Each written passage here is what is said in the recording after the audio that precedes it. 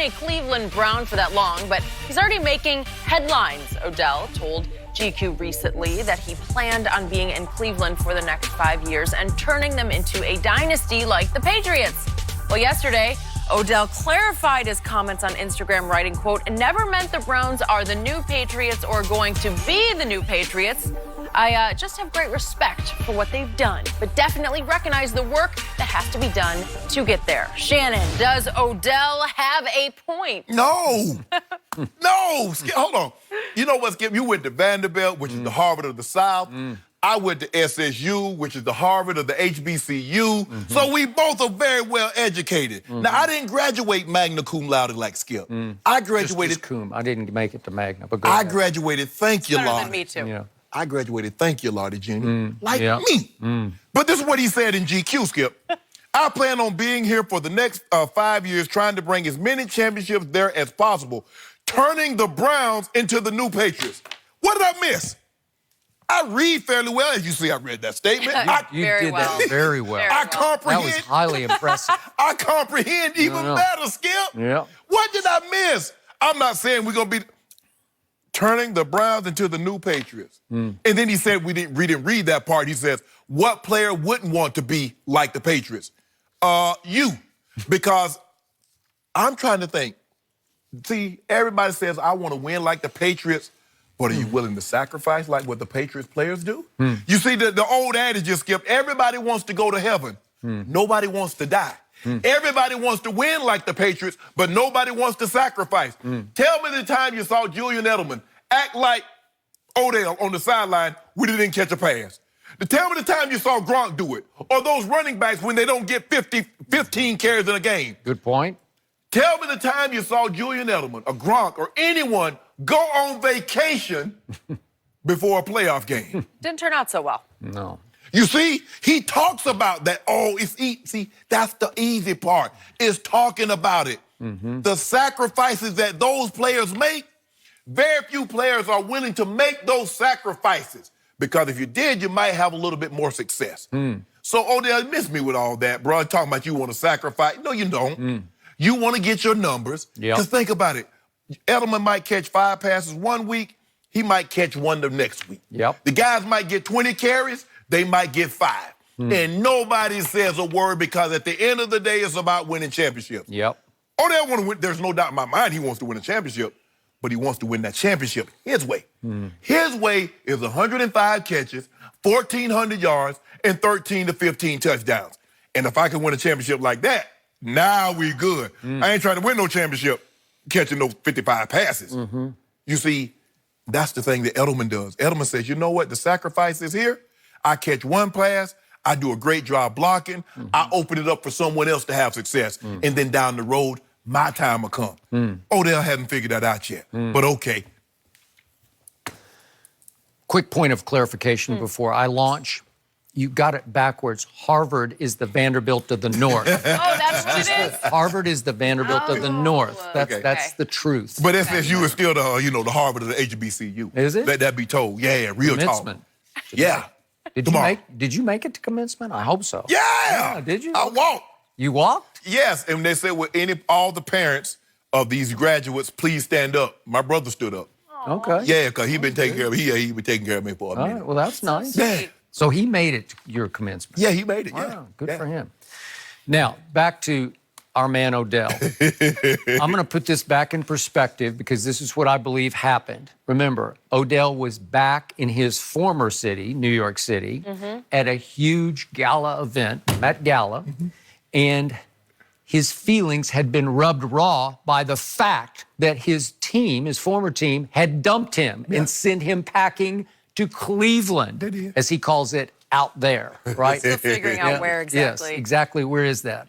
So sure, when GQ started to interview him, it's like childish, wounded pride talking, where you're going to say, oh, well, I got a much better situation now because I've joined the new Patriots. Yes. Right? That's what he's trying to tell you. I'm much better off now. I don't need these giants. Plus, I'm more happy. Yeah. He's never been this happy in his life. Nope, he's never been this happy.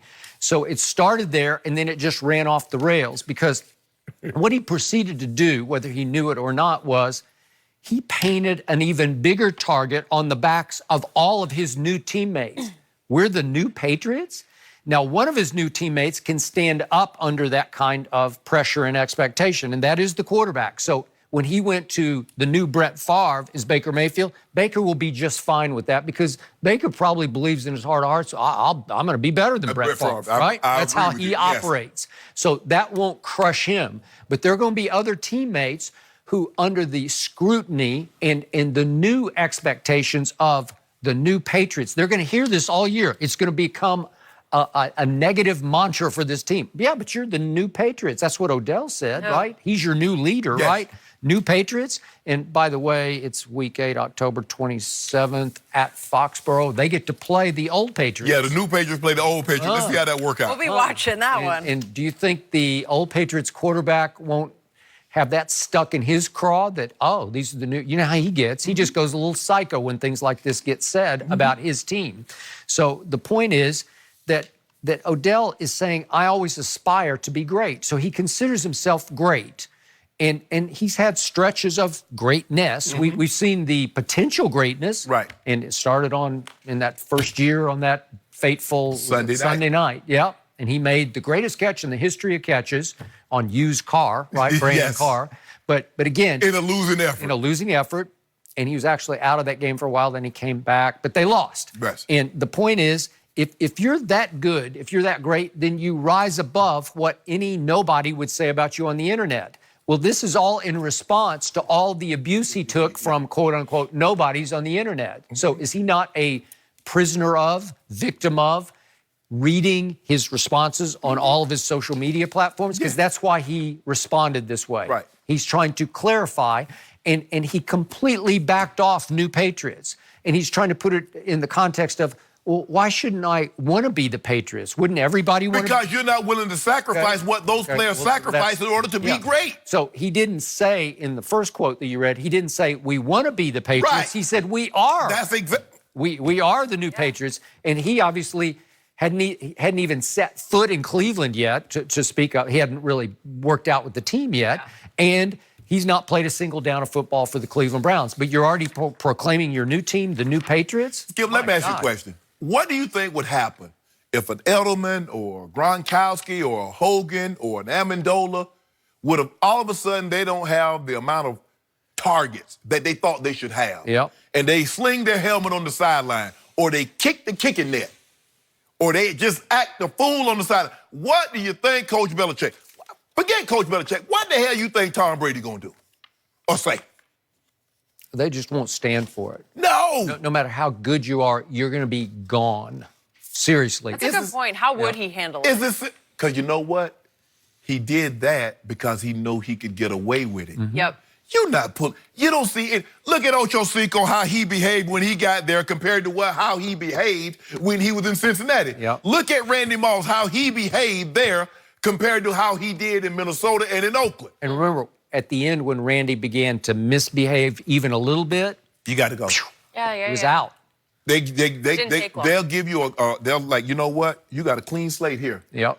Ask Albert Hainsworth. They said, we gonna get, no, don't even worry about it. Coach Belichick, he ain't gonna fall in love with nobody. I know. He get you up out of there if you're not doing your job. But see, that's the thing. Everybody talk about, I want to win. Yeah. But you want to win your way. Yeah. Your way is catching all the balls, getting all the yards and all the touchdowns. They say, okay, Julian Edelman rings has just as many diamonds as Tom Brady. Yep.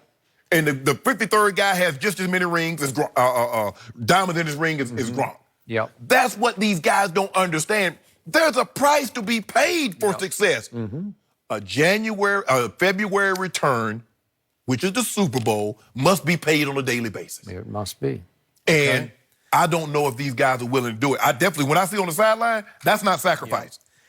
Remember, Belichick did let Gronk get away with a lot of frat boy behavior off the field after hours. Yes. He let that go because, according to all there, nobody practiced harder and nobody knew the offense better than Gronkowski did. Oh, I believe it. And Tom Brady believed in Gronkowski's football IQ. Yes. He trusted his instincts to be where he was supposed to be when he's supposed to be there. Gronk ain't throwing no helmet if he ain't catching but 5 passes. No, he doesn't do that. Julian Edelman ain't throwing no helmet. No.